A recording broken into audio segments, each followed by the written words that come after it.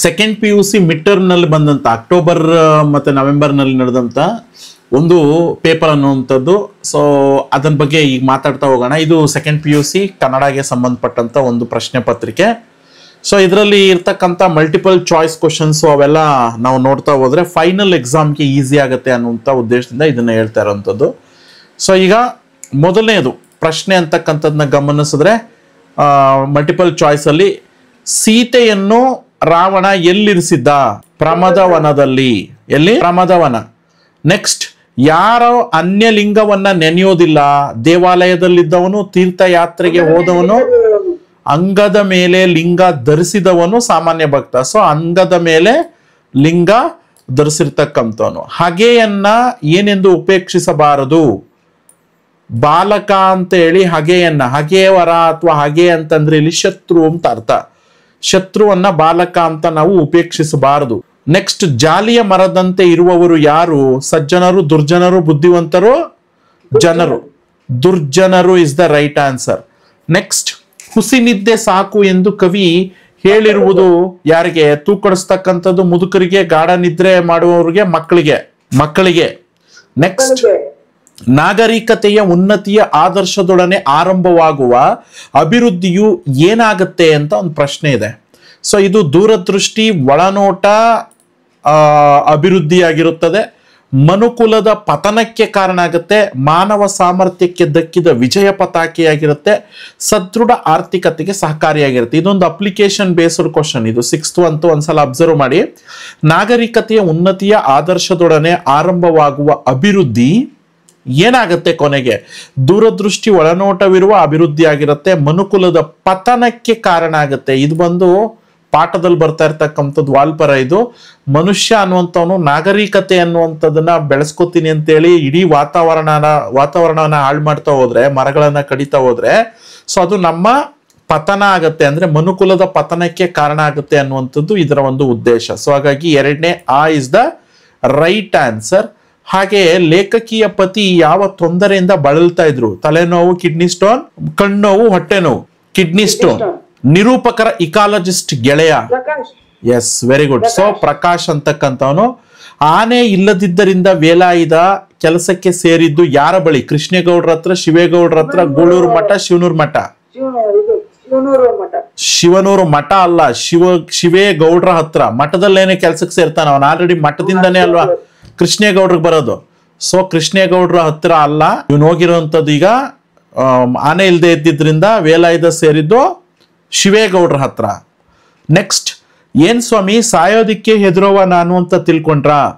Line men ಕೆಲ್ಸಕ್ಕೆ ಸೇರಿದ ಮೇಲೆ ಪ್ರಾಣದ ಆಸೆ ಇಟ್ಕೊಂಡ್ರೆ ಆಗತ್ತಾ? ನಮ್ ಡಿಪಾರ್ಟ್ಮೆಂಟಿನ ಲೈನ್ ಮೆನ್ಗಳು ಯಾರಾದ್ರೂ ಈವರೆಗೂ ಸರ್ವಿಸ್ನ ಮುಗಿಸಿ ರಿಟೈರ್ಮೆಂಟ್ ಆಗಿರೋದನ್ನೇನಾದ್ರೂ ನೋಡಿದಿರಾ? ಲೈನ್ ಮೆನ್ ದುರ್ಗಪ್ಪನ ಮಾತುಗಳು ಆತನ ಕೆಲಸದ ಬಗ್ಗೆ ಏನನ್ನ ಸೂಚಿಸ್ತಾ ಇದೆ ಅಂತ. ಸುಲಭದ ಕೆಲಸ, ಕಷ್ಟಕರ ಕೆಲಸ, ಕಿಡಿಗೇಡಿತನದ ಕೆಲಸ, ಅಪಾಯಕಾರಿ ಕೆಲಸ. ಅಪಾಯಕಾರಿ ಕೆಲಸ ಅನ್ನುವಂಥದ್ದು ಸರಿಯಾದಂತ ಉತ್ತರ. ಇನ್ನ ಬಿಟ್ಟ ಸ್ಥಳಗಳಿಗೆ ಸೂಕ್ತ ಪದದಿಂದ ಭರ್ತಿ ಮಾಡಿ. ಟೆಲಿಫೋನ್ ರೆಹಮಾನ್ ಸಾಬಿ, ಶಾಂಭವಿ ತಿಮ್ಮಪ್ಪ ದ್ವೀಪಜೀವಿ. ಮುಟ್ಟಿಸಿಕೊಂಡವನು ಕಥೆಯಲ್ಲಿ ಬರುವ ಸರ್ಕಾರಿ ಆಸ್ಪತ್ರೆಯ ವೈದ್ಯರ ಹೆಸರು? ತಿಮ್ಮಪ್ಪ ಅನ್ನುವಂಥದ್ದು ಮೊದಲನೇದಕ್ಕೆ ಸರಿಯಾದಂತ ಉತ್ತರ. ಸೊ ಹಾಗಾಗಿ ತಿಮ್ಮಪ್ಪ ಅನ್ನುವಂಥದ್ದು ಈ ಡ್ಯಾಶ್ ಅಲ್ಲಿ ಬರೀಬೇಕು. ನೆಕ್ಸ್ಟ್, ಸ್ಥಳೀಯ ಭಾಷೆ ಕಲಿಯದ ಅನ್ಯ ಭಾಷಿಕರು ಅಂತಂದ್ರೆ ಏನಾಗ್ತಾರೆ? ದ್ವೀಪ ಜೀವಿಗಳು ಅಂತ ಅನ್ನಿಸ್ಕೊಳ್ತಾರೆ.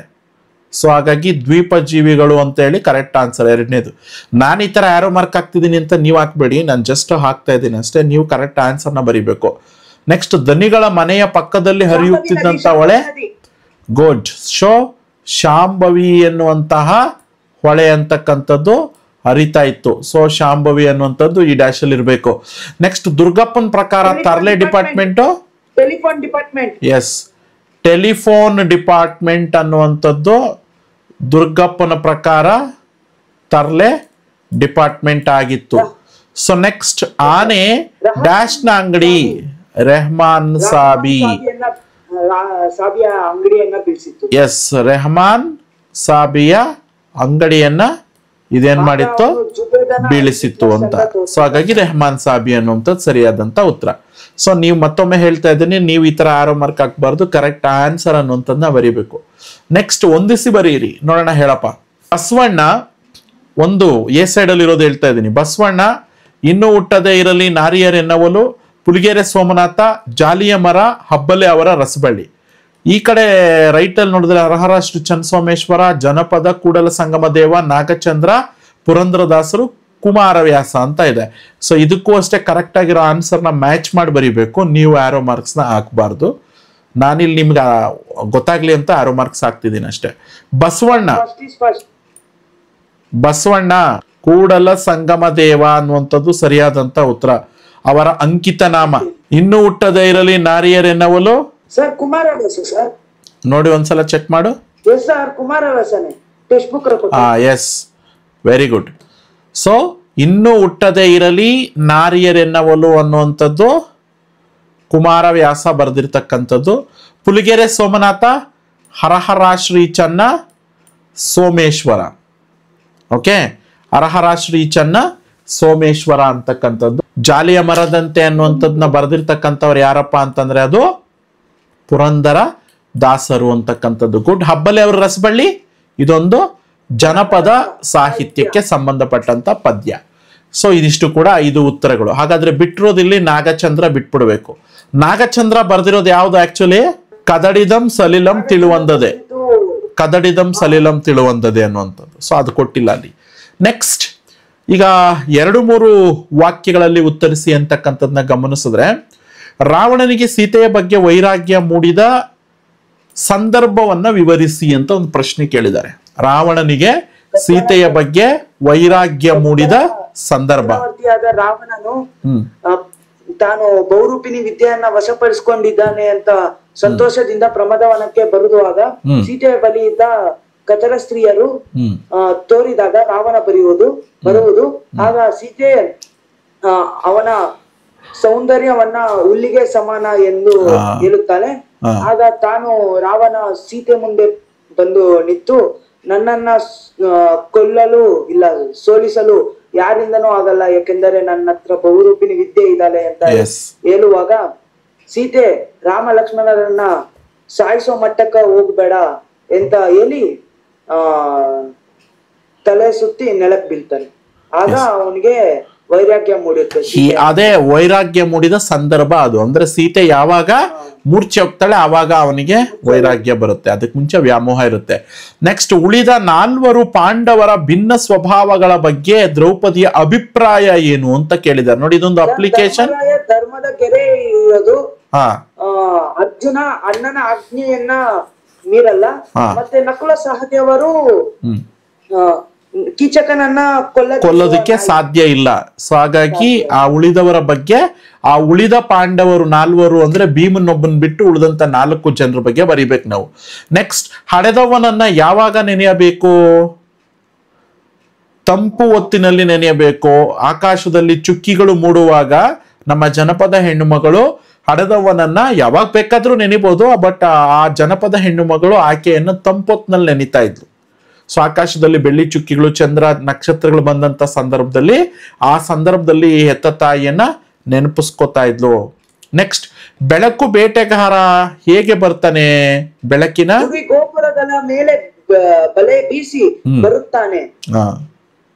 ಗುಡಿ ಗೋಪುರಗಳ ಮೇಲೆ ಬಲೆ ಬೀಸಿ ಬರ್ತಾನೆ ಬೆಳಕಿನ ಬೇಟೆಗಾರ ಅಂತಕ್ಕಂಥವ್ನು. ನೆಕ್ಸ್ಟ್, ಇನ್ನೊಂದು 2-3 ವಾಕ್ಯಗಳು ಲೆಸನ್ಸ್ ಇದೆ. ಅನ್ಯ ಡಾಕ್ಟರ್ಗಳು ಬಸಲಿಂಗನ ಕಾಯಿಲೆಯ ಬಗ್ಗೆ ಏನೆಂದು ಪ್ರತಿಕ್ರಿಯಿಸಿದ್ರು ಅಂತಿದೆ. ಸರ್ ಅದೇ ಸರ್, ಇದ್ರಿಗೆಲ್ಲ ಆಪರೇಷನ್ ಬೇಡ. Okay okay. ಸೊ ಅರ್ಥ ಆಯ್ತು ನನಗೆ. ತಿಮ್ಮಪ್ಪ ಇದೆಲ್ಲ ಆಪರೇಷನ್ ಮಾಡಿ ನಿನ್ನ ಕಣ್ಣೆ ನೋವನ್ನ ಹಿಂಗ್ ಮಾಡಾಕವ್ನೆ. ಓಕೆ, ಔಷಧಿನೇ ಬೆಟರು ಅಂತ. ಸೊ ಇದು ಅನ್ಯ ಡಾಕ್ಟರ್ಗಳು ಆತನ ಬಗ್ಗೆ ನೀನು ಅಂದ್ರೆ ಕೆಟ್ಟದಾಗ ಮಾತಾಡ್ತಾರೆ. ಏನು ಅಂತಂದ್ರೆ, ಈ ನಿನ್ನ ಎಡಗಣ್ಣು ನೋವಿಗೆ ಕಾರಣ ಹೋಗೋದಿಕ್ ಕಾರಣನೇ ಡಾಕ್ಟರ್ ತಿಮ್ಮಪ್ಪ ಅಂತ ಹೇಳ್ಬಿಟ್ಟು ಮಾತಾಡ್ಬಿಡ್ತಾರೆ. ಸೊ ಇದಕ್ಕೆ ಆಪರೇಷನ್ ಮಾಡೋ ಅವಶ್ಯಕತೆ ಇರಲಿಲ್ಲ ಅಂತ ಹೇಳಿ ಅವನಿಗೆ, ಯಾರಿಗೆ, ಬಸಲಿಂಗನಿಗೆ ತಪ್ಪು ರೀತಿಯಾದಂತ ಕಲ್ಪನೆಯನ್ನ ಕಟ್ಕೊಡ್ತಾರೆ ತಿಮ್ಮಪ್ಪನ ಬಗ್ಗೆ. ಅದನ್ನ ಬರಿಬೇಕು. ನೆಕ್ಸ್ಟ್, ಸಿಂಹಬಾಲದ ಕೋತಿಗಳಿಗೆ ಒದಗಿದ ಒಂದು ತೊಂದರೆ ಅಂತಕ್ಕಂಥದ್ದೇನಪ್ಪ? ಸೊ ಅವು ಡಾಂಬರು ರಸ್ತೆಯಲ್ಲಿ ಇಳಿದು ತಮ್ಮ ಒಂದು ರಸ್ತೆ ದಾಟಬೇಕಾದ್ರೆ ಅವು ತನ್ನ ಕೈಕಾಲುಗಳು ಅನ್ನುವಂಥದ್ದು ಮುರ್ಕೊಳ್ಳುವಂಥದ್ದು ಅಥವಾ ಸಾಯ್ತಕ್ಕಂಥದ್ದು. ಸೊ ಈ ಥರದ್ದು ತೊಂದರೆ, ಅವುಗಳಿಗೆ ಊಟ ಅನ್ನುವಂಥದ್ದು ಸಿಗಲ್ಲ. ಸೊ ಅಳಿವಿನ ಅಂಚಿಗೆ ಹೋಗ್ತವೆ. ಸೊ ಅದಕ್ಕೋಸ್ಕರ ಸಿಂಹಬಾಲದ ಕೋತಿಗಳನ್ನ ಕೆಂಪು ಪಟ್ಟಿ ಕೂಡ ಸೇರಿಸಿರ್ತಾರೆ. ಸೊ ನೆಕ್ಸ್ಟ್ ತ್ರಿಭಾಷಾ ಸೂತ್ರ ಅಂತಂದ್ರೆ ಏನು ಅಂತ, 3 ಭಾಷೆಗಳನ್ನ ಒಳಗೊಂಡಿರ್ತಕ್ಕಂಥದ್ದು. ಈ ಪ್ರಶ್ನೆ ಸುಮಾರು ಸಲ ಕೇಳಿದ್ದಾರೆ. ಉತ್ತರ ಬರಿಬೇಕಾದ್ರೆ ನೀವು ಜ್ಞಾಪಕ ಇಟ್ಕೊಳ್ಬೇಕು. ತ್ರಿಭಾಷಾ ಸೂತ್ರ ಅಂತಂದ್ರೆ ಒಂದು ಕಮಿಟಿಯ ಪ್ರಕಾರ ಪ್ರಾದೇಶಿಕ ಭಾಷೆ ಅಂದ್ರೆ ಆ ರಾಜ್ಯದಲ್ಲಿ ಯಾವುದೇ ಫಾರಂಗಳನ್ನ ಅಥವಾ ಯಾವುದೇ ರೀತಿಯಾದಂತಹ ವ್ಯವಹಾರಗಳನ್ನ ಮಾಡ್ತಾ ಇರ್ಬೇಕಾದ್ರೆ, ಚಲನ್ಗಳು ಇವುಗಳೆಲ್ಲನೂ ಮಾಡ್ತಾ ಇರ್ಬೇಕಾದ್ರೆ, ಬ್ಯಾಂಕ್ನಲ್ಲಿ ಚಲನಗಳು ಕೊಡೋದು ಅಥವಾ ಬೇರೆ ಬೇರೆ ರೀತಿಯಾದ ಮಾಡಬೇಕಾದ್ರೆ ಪ್ರತಿಯೊಂದು ಸಂದರ್ಭದಲ್ಲೂ ಕೂಡ 3 ಭಾಷೆಗಳನ್ನ ಬಳಸಬೇಕು, ತ್ರಿಭಾಷೆಗಳನ್ನ ಬಳಸಬೇಕು. ಅದು ಒಂದು ಕ್ರಮವಾಗಿ ಪ್ರಾದೇಶಿಕ ಭಾಷೆ, 2ನೇದು ರಾಷ್ಟ್ರೀಯ ಭಾಷೆ, 3ನೇದು ಅಂತಾರಾಷ್ಟ್ರೀಯ ಭಾಷೆ ಅಂತ. ಸೊ ಕರ್ನಾಟಕದಲ್ಲಿ ಪ್ರಾದೇಶಿಕ ಭಾಷೆ ಅಂತಂದ್ರೆ ಅದು ಕನ್ನಡ, ನೆಕ್ಸ್ಟ್ ರಾಷ್ಟ್ರೀಯ ಭಾಷೆ ಅಂತಂದ್ರೆ ಅದು ಹಿಂದಿ, ನೆಕ್ಸ್ಟ್ ಅಂತಾರಾಷ್ಟ್ರೀಯ ಅಂದ್ರೆ ಇಂಗ್ಲಿಷ್. ಈ 3 ಭಾಷೆಗಳನ್ನ ನಾವು ನಮ್ಮ ದಿನನಿತ್ಯದ ಚರಿಯಲ್ಲಿ ಅಥವಾ ದಿನಚರಿಯಲ್ಲಿ ನಾವೇನ್ ಮಾಡ್ಬೇಕು, ದಿನನಿತ್ಯ ನಾವು ಆ ಭಾಷೆಯನ್ನ ಬಳಸಬೇಕು.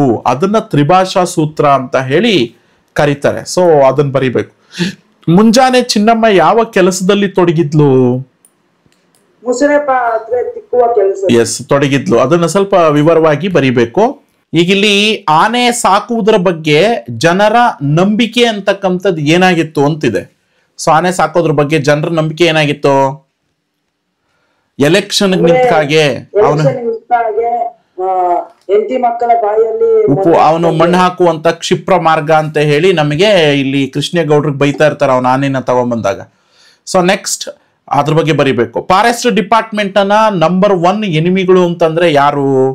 Department, electric department, telephone department. 3 ಡಿಪಾರ್ಟ್ಮೆಂಟ್ಗಳು, PW, electric and telephone. Next ಡ್ರೈವರ್ನ ತಲೆ ಜಜ್ಜಿ ಹೋದದ್ದು ಹೇಗೆ? ಆನೆ ಅದಕ್ಕೆ ಕಾರಣನಾ ಅಂತ ಕೇಳಿದ್ದಾರೆ ಪ್ರಶ್ನೆ. ಯಾವಾಗ ಶಿವನವರು ಅದು ಶಿವೇಗೌಡರ ಸ್ಯಾಮ್ಯಲ್ ನಲ್ಲಿ ಬಂದು ಕರ್ನಾಟಕ ಇಳ್ಸಕ್ಕಂತ ಗಾಡಿ ನಿಲ್ಸಿರ್ತಾನೋ, ಡ್ರೈವರ್ಗೆ ಫುಲ್ ನಿದ್ದೆ ಗಣ್ಣಿನಲ್ಲಿ ಸ್ಟೇರಿಂಗ್ ನ ಮೇಲೆ ಮಲಗಿರ್ತಾನೆ.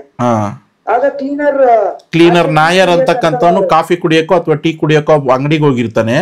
ಸೊ ಅದೇ ಸಮಯಕ್ಕೆ ಆನೆನ ತಗೊಂಡ್ಬಂದಂತಹ ವೇಲಾಯುಧ ಅದಕ್ಕೆ ಶರಾಬನ್ನ ಕುಡಿಸಿ, ಅಂದ್ರೆ ಅವನು ಶರಾಬ್ ಕುಡಿದು ಕೊನೆಗೆ ಏನ್ ಮಾಡ್ತಾನೆ ಅಂತಂದ್ರೆ, ಸೊ ಆ ನಾಟನ ಬಿಚ್ಚದಿರನೆ ಏನ್ ಮಾಡ್ತಾನೆ, ಲಾರಿನ ತಳ್ಳೋ ರೀತಿಯಲ್ಲಿ ಆನೆಗೆ ಸಿಗ್ನಲ್ ಮಾಡ್ತಾನೆ. ಸೊ ಅದು ತಳ್ಳುತ್ತೆ. ಸೊ ಮಣಬಾರದ ಜಾಕ್ ಅಂತಕ್ಕಂಥದ್ದು ಡ್ರೈವರ್ ತಲೆ ಮೇಲೆ ಬಿದ್ದು ಆತ ಏನ್ ಮಾಡ್ತಾನೆ, ಸತ್ತೋಗ್ಬಿಡ್ತಾನೆ.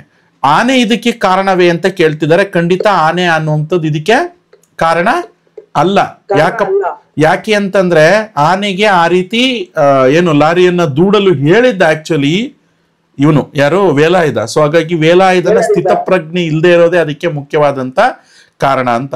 ನಾಯಿಯನ್ನ ಕೊಲ್ಲದೆ ನೌಕರರು ಸುಳ್ಳು ಹೇಳಿರುವರು ಎಂದು ನಿರೂಪಕರು ಯಾವ್ಯಾವ ಸಲಹೆನ ನೀಡಿದ್ರು?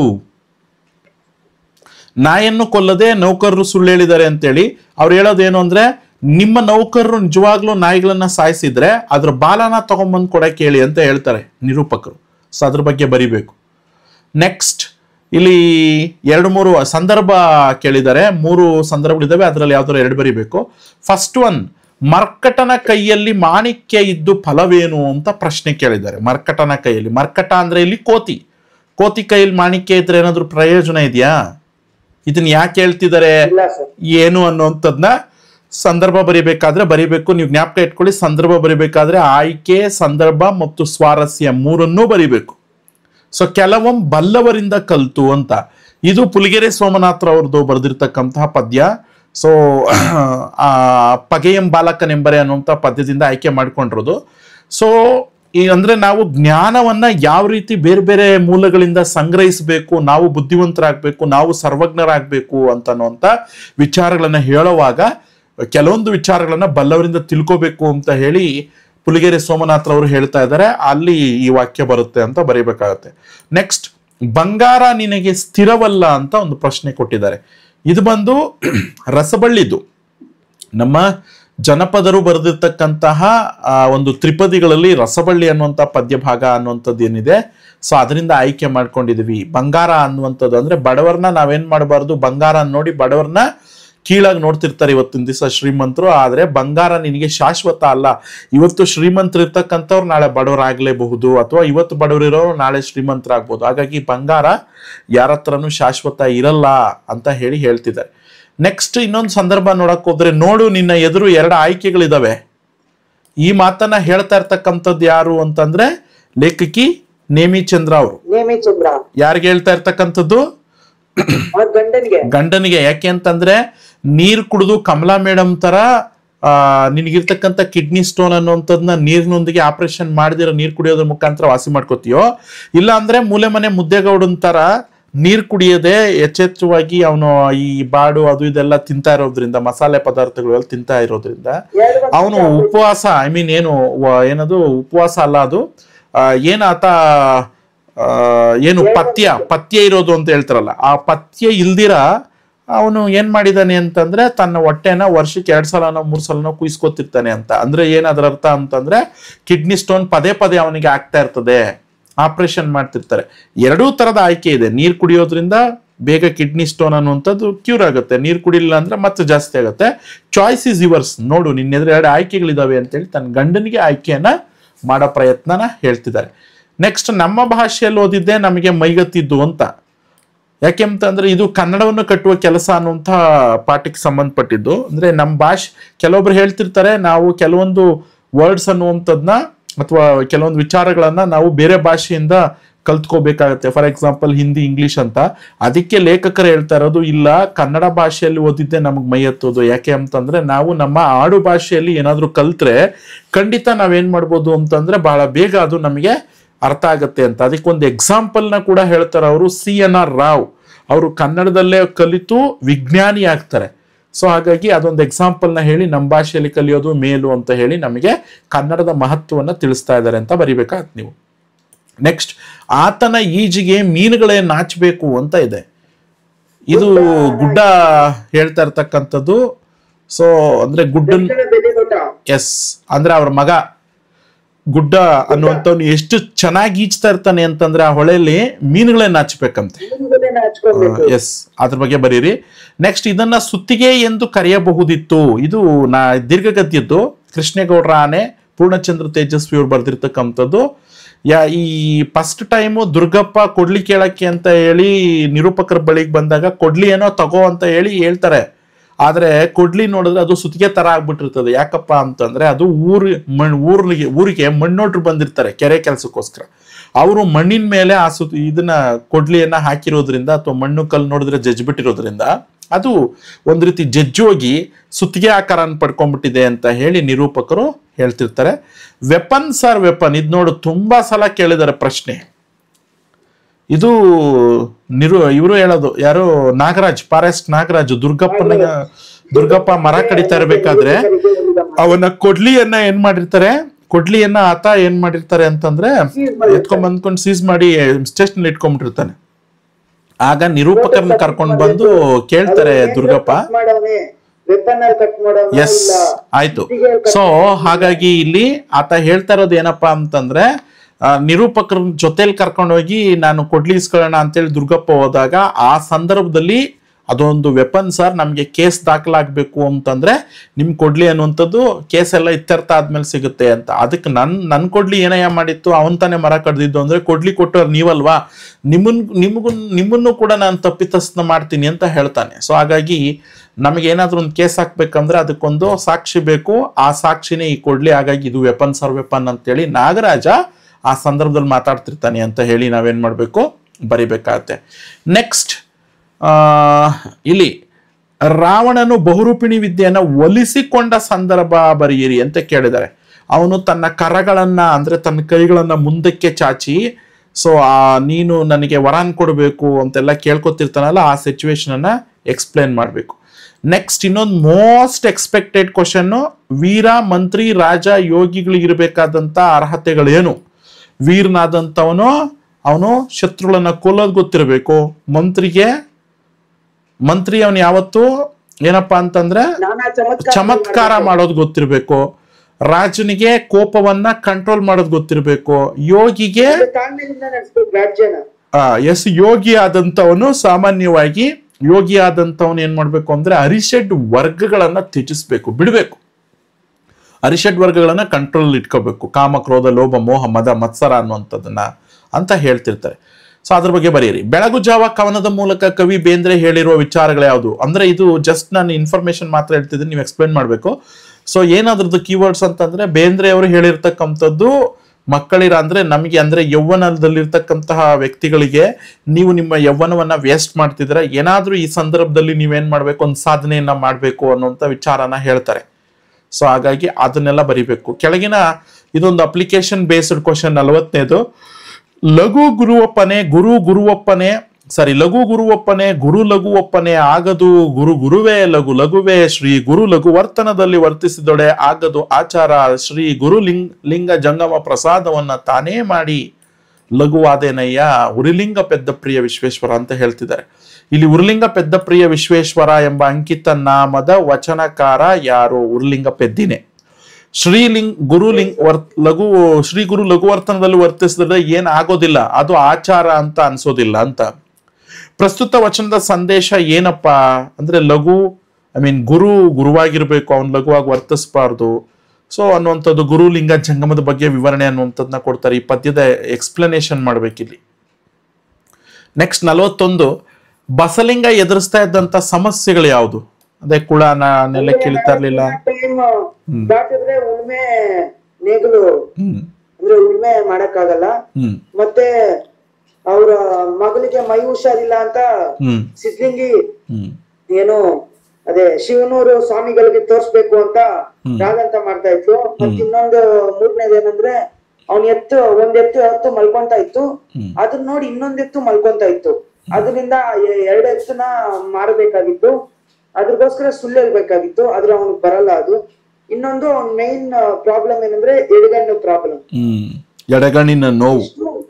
ಎಸ್, ನೆಕ್ಸ್ಟ್ ಎಡಗಣ್ಣಿನ ನೋವಿನ ಬಗ್ಗೆ ಒಂದು ಪ್ರಾಬ್ಲಮ್ ಅನ್ನ ವ್ಯಕ್ತಪಡಿಸ್ತಾ ಇರ್ತಾನೆ. ನೆಕ್ಸ್ಟ್ 42ನೇದು ನೋಡಿಲಿ, ವಾಲ್ಪರೈಗೆ ಬಂದಂತಹ ಮಾರ್ಷ್ ಅಲ್ಲಿ ಹೇಗೆ ನೆಲೆಯನ್ನ ಊರ್ತಾನೆ ಅಂತ. ಇದಕ್ಕೆ ಆನ್ಸರ್ ಹೇಳಿ ನೋಡೋಣ ಈಗ.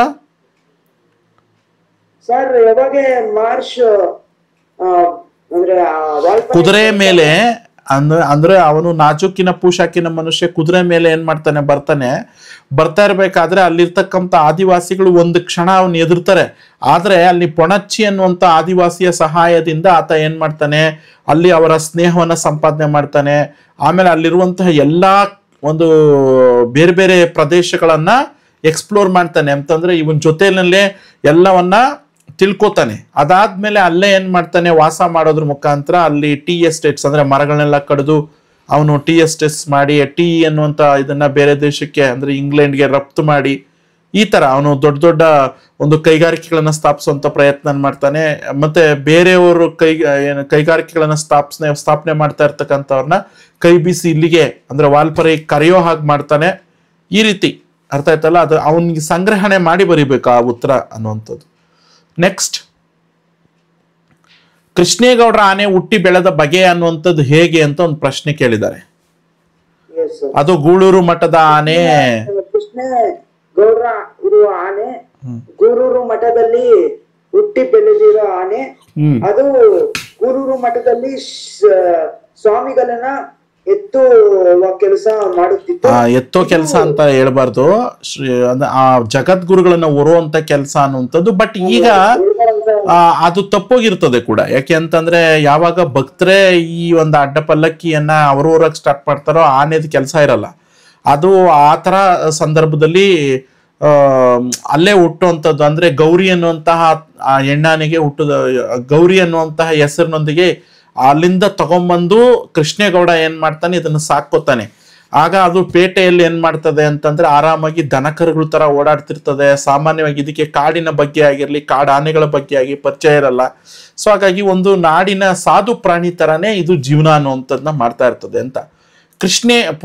ಪೋಸ್ಟ್ಮನ್ ಜಬ್ಬಾರ್ನ ಬವಣೆಗಳನ್ನ ನಿರೂಪಕರು ಹೇಗೆ ವಿವರಿಸ್ತಾರೆ? ಪೋಸ್ಟ್ಮನ್ ಜಬ್ಬಾರ್ ಆತ ಅವನು ಹೇಳ್ಕೊತಾನೆ, ನನಗೆ ಇನ್ನೂ ನಮ್ದು ಪರ್ಮನೆಂಟ್ ಆಗ್ಲಿಲ್ಲ, ಸ್ವಲ್ಪ ಸಂಬಳ ಕಡಿಮೆ ಇದೆ, ಜೊತೆಗೆ ಎಲ್ಲಾ ಕಡೆಗೂ ಕೂಡ ನಾನು ಒತ್ಕೊಂಡು ಓಡಾಡಬೇಕು. ಸೊ ಆದ್ರಿಂದನೇ ನಾನು ಏನ್ ಮಾಡ್ತಾ ಇದ್ದೀನಿ ಅಂದ್ರೆ ಕೆಲವೊಂದು ಮ್ಯಾಗಝಿನ್ಸ್ ಹಾಕ್ತಾ ಇದ್ದೀನಿ, ಒಂದು 4 ಕಾಸು ಬರ್ಲಿ ಅಂತೇಳಿ, ನನಗೆ ಬರ್ತಾ ಇರೋ ಸ್ಯಾಲ್ರಿ ಅನ್ನುವಂಥದ್ದು ಸಾಲ್ತಾ ಇಲ್ಲ, ಇದೆಲ್ಲವನ್ನ ಮಾತಾಡ್ತಾನೆ. ಅದೆಲ್ಲ ಬರಿಬೇಕು ನೀವು. ನೆಕ್ಸ್ಟ್ ಸಮಾನಾರ್ಥಕಗಳನ್ನ ಕೇಳಿದಾರಪ್ಪ. ಉರಗ ಅಂದ್ರೆ ಹಾವು, ತಮ ಅಂದ್ರೆ ಕತ್ತಲು, ಗುಡಿ ಅಂತಂದ್ರೆ ಅಂದ್ರೆ ದೇವಸ್ಥಾನ. ಎಸ್. ಗುಣವಾಚಕ ಹುಸಿ ನಿದ್ದೆ, ಹುಸಿ. ಕಡು ಪಾಪ, ಕಡು. ಗೂಗೆ ಮರಿ, ಗೂಗೆನೆ, ಗೂಗೆ ಮರಿ, ಮರಿ ಅದಕ್ಕೆ ಉತ್ತರ. ಯಾಕೆ ಅಂತಂದ್ರೆ ಅದೊಂದು ಚಿಕ್ಕದು ಅಂತ ಹೇಳ್ತಾ ಇರೋಂಥದ್ದು, ಗೂಗೆ ಅಲ್ಲ. ಗೂಗೆ ಮೀನ್ಸ್ ಗೂಬೆ ಅಂತ ಅರ್ಥ. ಗೂಬೆದು ಅದು ಏನು, ಮರಿ ಅದು ದೊಡ್ಡದಲ್ಲ. ಕೆಳಗಿನ 2 ಶಬ್ದಗಳಿಗೆ ತದ್ಭವ ರೂಪ ಬರೀರಿ. ವೀರ, ಬೀರ, ಆಕಾಶ, ಆಗಸ, ಮುಖ, ಮೊಘ ಅನ್ನುವಂಥದ್ದು. ಓಕೆ. ನೆಕ್ಸ್ಟ್ ಈ ಕೆಳಗಿನ 2 ಅನ್ಯ ದೇಶೀಯ ಶಬ್ದಗಳನ್ನ ಬರೀರಿ, ಬೇರೆ ದೇಶದ ಒಂದು ಭಾಷೆಯ ಪದಗಳು. ಕಾರು, ಬಸ್ಸು ಇವೆಲ್ಲ ಓಕೆ. ಅದ್ರ ಜೊತೆಗೆ ದವಾಖಾನಿ, ಆಸ್ಪತ್ರೆ, ತಹಶೀಲ್ದಾರರು, ಈ ತರದ ಪದಗಳನ್ನ ಬರಿಬೇಕು. ಬರೀ ಇಂಗ್ಲಿಷ್ ಪದಗಳನ್ನ ಮಾತ್ರ ಬರೆಯೋದಲ್ಲ, ಬೇರೆ ಭಾಷೆಯಿಂದ ಬಂದಿರತಕ್ಕಂಥ ಪರ್ಷಿಯನ್ ಯಾವ್ದಾದ್ರು ನಿಮ್ಮ ಟೆಕ್ಸ್ಟ್ ಬುಕ್ ಅಲ್ಲೆಲ್ಲ ಇದೆ. ಸೊ ಅವುಗಳಲ್ಲಿ ಯಾವ್ದಾದ್ರು 1-2 ಪದಗಳನ್ನ ಜ್ಞಾಪಕ ಇಟ್ಕೊಳ್ಳಿ. ಈವನ್ ಫೈನಲ್ ಎಕ್ಸಾಮ್ಗೂ ಈ ಪ್ರಶ್ನೆ ಅನ್ನುವಂಥದ್ದು ರಿಪೀಟ್ ಆಗುವ ಎಲ್ಲಾ ಚಾನ್ಸಸ್ ಅನ್ನುವಂಥದ್ದು ಇರ್ತದೆ. ಓಕೆ. ಕೆಳಗಿನ 2 ಪದಗಳ ನಿಷೇಧ ರೂಪ ಬರೀರಿ ಅಂತ ಕೇಳಿದ್ದಾರೆ. ನಿಷೇಧ: ಹಾಡುವಳು, ಹಾಡಳು. ತಿನ್ನುವಳು, ತಿನ್ನಳು. ನಿಲ್ಲುವುದು, ನಿಲ್ಲದು. ನಿಲ್ಲು, ತಿನ್ನು, ಹಾಡು ಅಂತ ಹೇಳುವಂಥದ್ದು ಧಾತು. ಅದು ಧಾತುಗೂ ನಿಷೇಧ ರೂಪಕ್ಕೂ ವ್ಯತ್ಯಾಸ ಇದೆ. ಸೊ ಹಾಗಾಗಿ ಇಲ್ಲಿ ಹಾಡುವಳು ಅಂತಂದ್ರೆ ಹಾಡಳು ಅಂತ ಹೇಳ್ಬೇಕು. ಹಾಡುವರು ಇದ್ರೆ ಆಡರು ಅನ್ಬೇಕು. ತಿನ್ನುವನು, ತಿನ್ನನು. ತಿನ್ನುವನು ಅನ್ನುವಂಥದ್ದು ತಿನ್ನನು ಅಂತ ಹೇಳ್ಬೇಕು. ನಿಲ್ಲುವುದು, ನಿಲ್ಲದು. ಸೊ ಹಾಗಾಗಿ ಒಂದೇ ಕ್ರಿಯಾಪದನ ಸುಮಾರು ಪ್ರಶ್ನೆಗಳಲ್ಲಿ ಕೇಳ್ಬೋದು, ಧಾತು ತರ ಕೇಳ್ಬೋದು, ನಿಷೇಧ ಕೇಳ್ಬೋದು. ಅರ್ಥ ಆಯ್ತಲ್ಲ ಹೇಳ್ತಾ ಇರ್ತಕ್ಕಂಥದ್ದು. ಸೊ ಹಾಗಾಗಿ ಯೋಚನೆ ಮಾಡಿ ಉತ್ತರ ಬರೀರಿ. ಹೆಡ್ಡಿಂಗ್ ನ ಸರಿಯಾಗಿ ಓದಿ ಉತ್ತರ ಬರಿಬೇಕಿಲ್ದೇ ಇದ್ರೆ ಕಷ್ಟ ಆಗತ್ತೆ. ನೆಕ್ಸ್ಟ್ 2 ಪದಗಳ ವಿಭಕ್ತಿ ಪ್ರತ್ಯಯ ಬರೀರಿ ಅಂತ ಕೇಳಿದ್ದಾರೆ. ಬಲ್ಲವರಿಂದ, ಇಂದ, ಹೂ ಅನ್ನು ಇಂದ ತೃತೀಯ. ಕೆಲವಂ, ಕೆಲವನ್ನು ಅಂತ ಹೂ ಅನ್ನೋ ದ್ವಿತೀಯ ವಿಭಕ್ತಿ ಪ್ರತ್ಯಯ. ಪಾಪಿಗೆ, ಗೆ ಚತುರ್ಥಿ ವಿಭಕ್ತಿ ಪ್ರತ್ಯಯ ಅಂತಕ್ಕಂಥದ್ದು. ನೆಕ್ಸ್ಟ್ ದೇಶದ ಅಭಿವೃದ್ಧಿಯಲ್ಲಿ ಯುವಜನರ ಪಾತ್ರ ಪ್ರಬಂಧ ಕೇಳಿದ್ದಾರೆ. ಅಂದ್ರೆ ಈ ದೇಶನ ಅಭಿವೃದ್ಧಿ ಮಾಡುವಲ್ಲಿ ನೀವು ಆಸ್ ಎ ಯೂತ್ಸ್ ಏನೆಲ್ಲ ಒಂದು ಕೆಲಸನ ಮಾಡ್ತೀರಿ ಅಂತ ಹೇಳಿ ಕೇಳಿದ್ದಾರೆ. ಸೊ ಅದ್ರ ಬಗ್ಗೆ ಇನ್ಫಾರ್ಮೇಶನ್ ಅನ್ನುವಂಥದ್ದನ್ನ ಕಲೆಕ್ಟ್ ಮಾಡಿ ನೀವೇನ್ ಮಾಡಬೇಕು, ಬರಿಬೇಕಾಗುತ್ತೆ. ಹಾಗೆ ಏನೇನೋ ಬರೆಯೋದಲ್ಲ. ಕನ್ನಡ ಭಾಷೆಯನ್ನ ಅಭಿವೃದ್ಧಿಗೊಳಿಸುವ ಮಾರ್ಗಗಳು ಅಂತಂದ್ರೆ ಯಾವ್ಯಾವುದು ಅಂದ್ರೆ, ನಾವು ಲಾಸ್ಟ್ ಪಾಠದಲ್ಲಿ ಲಾಸ್ಟ್ ಅಲ್ಲಿ ಒಂದೊಂದು ಸ್ವಲ್ಪ ಮಾಹಿತಿ ಬರುತ್ತೆ. ಅಂದ್ರೆ ನಾವು ಕನ್ನಡ ಮೀಡಿಯಂ ಸ್ಕೂಲ್ಗೆ ಸೇರಿಸ್ಬೇಕು, ಕನ್ನಡ ಭಾಷೆನ ಮನೇಲಿ ಮಾತಾಡಬೇಕು, ನಾವು ನೋಡ್ತಾ ಇರ್ತಕ್ಕಂಥ ಸಿನಿಮಾ ಯಾವುದು, ನಾವು ಓದ್ತಾ ಇರೋ ಭಾಷೆ ಯಾವುದು, ಅಂದ್ರೆ ಪತ್ರಿಕೆಗಳು ಯಾವ ಭಾಷೆಯಲ್ಲಿ ಇದಾವೆ, ನಾವು ಓದ್ತಾ ಇರ್ತಕ್ಕಂಥ ಶಾಲೆಗಳು ಯಾವ ಭಾಷೆಯಲ್ಲಿ ಇದಾವೆ, ಇವೆಲ್ಲ ನೋಡಿ ನಾವು ಅಲ್ಲೆಲ್ಲ ಕನ್ನಡವನ್ನ ನಾವು ಬಳಕೆ ಮಾಡ್ಕೊಂಡ್ರೆ ಖಂಡಿತ ಕನ್ನಡ ಭಾಷೆ ಅನ್ನುವಂಥದ್ದು ಉದ್ಧಾರ ಆಗುತ್ತೆ ಅಂತ ಹೇಳ್ತಿದ್ದಾರೆ. Next last but not the least, ಪ್ರಬಂಧ ಆದ್ಮೇಲೆ ಪ್ರಬಂಧನ ಬರೆಯಬೇಕಾದ್ರೆ ನಾನು ಹೇಳಿದ್ದೀನಿ ಡೆಫಿನೇಷನ್ ಇರಬೇಕು, ವಿಷಯ ನಿರೂಪಣೆ, ಮುಕ್ತಾಯದ ಹೇಳಿಕೆ ಅಂತಕ್ಕಂಥ 3 ಅನ್ನುವಂಥದ್ದು ಇರಬೇಕಾಗತ್ತೆ. ಸೊ ಅದ್ರ ಕಡೆ ಕಾನ್ಸಂಟ್ರೇಷನ್ ಅನ್ನುವಂಥದ್ದು ಇರಲಿ. ನೆಕ್ಸ್ಟ್ ಯಾವುದಾದ್ರೂ ಒಂದನ್ನ ಕುರಿತು ಪತ್ರ ಬರೀರಿ ಅಂತ ಕೇಳ್ತಿದ್ದಾರೆ. ಒಂದು ಪರ್ಸನಲ್ ಇರ್ತದೆ, ಒಂದು ಅಫಿಷಿಯಲ್ ಇರ್ತದೆ. ಸೊ ಮೋಹನ ಸುನಂದ ದ್ವಿತೀಯ PUC ಮದರ್ ತೆರೇಸಾ ಪದವಿ ಪೂರ್ವ ಕಾಲೇಜು ಜಗಳೂರು ದಾವಣಗೆರೆ ಈ ವಿಳಾಸದಲ್ಲಿರುವವರು ನೀವು ಅಂತ ಹೇಳಿ ಭಾವಿಸಿ ರಾಜಶೇಖರ ಕಾರಂತ ರಸ್ತೆ ಲಕ್ಷ್ಮೀಪುರ ಬ್ರಹ್ಮಾವರ, ಅರ್ಥ ಆಯ್ತಲ್ಲ. ಸೊ ಇದೆಲ್ಲ ಒಂದು ಪ್ಲೇಸಸ್. ನಿಮ್ ಪ್ಲೇಸ್ ಯಾವುದು ಮತ್ತೆ ನೀವು ಯಾರಿಗೆ ಪತ್ರ ಬರಿತಾ ಇದ್ದೀರಿ ಅವ್ರ ಪ್ಲೇಸ್ ಯಾವುದು, ಸೊ ಎರಡನ್ನೂ ಕರೆಕ್ಟಾಗಿ ತಿಳ್ಕೊಬೇಕು. ಓಕೆನಾ. ನೆಕ್ಸ್ಟ್ ಎಷ್ಟು ದಿವಸ ಪ್ರವಾಸ ಹೋಗ್ತಾ ಇದ್ದೀರಿ ಏನು ಅನ್ನುವಂಥ ಕತೆ ಎಲ್ಲ ಆಲ್ರೆಡಿ ನಮಗೆ ಗೊತ್ತಿರ್ತದೆ.